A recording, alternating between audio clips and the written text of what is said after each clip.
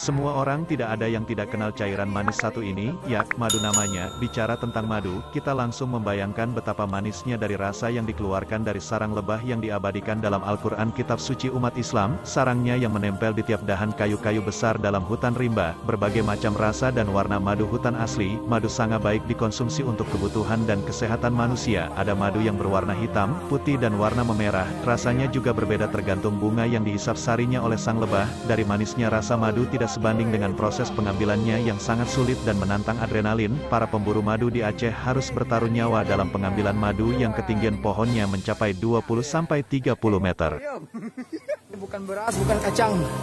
Ini lebah. Sarang bersapu.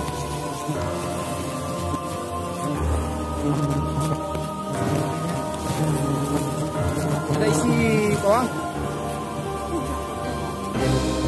Kritik pun nggak ada. Enak kali kan siang kan. Ke pesan Mbak Teo. Jempat dah bawah. Benar. Mana mai pakai wadang kamu yang pakai mau wadang. Dia lah yang bing untuk dah.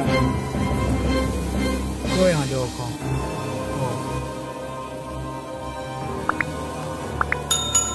Tu ada kadang kau. Kadang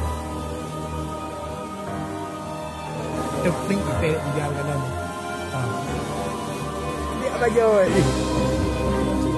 tak kurang lah bijih tak kurang kerja berayat weh tua lu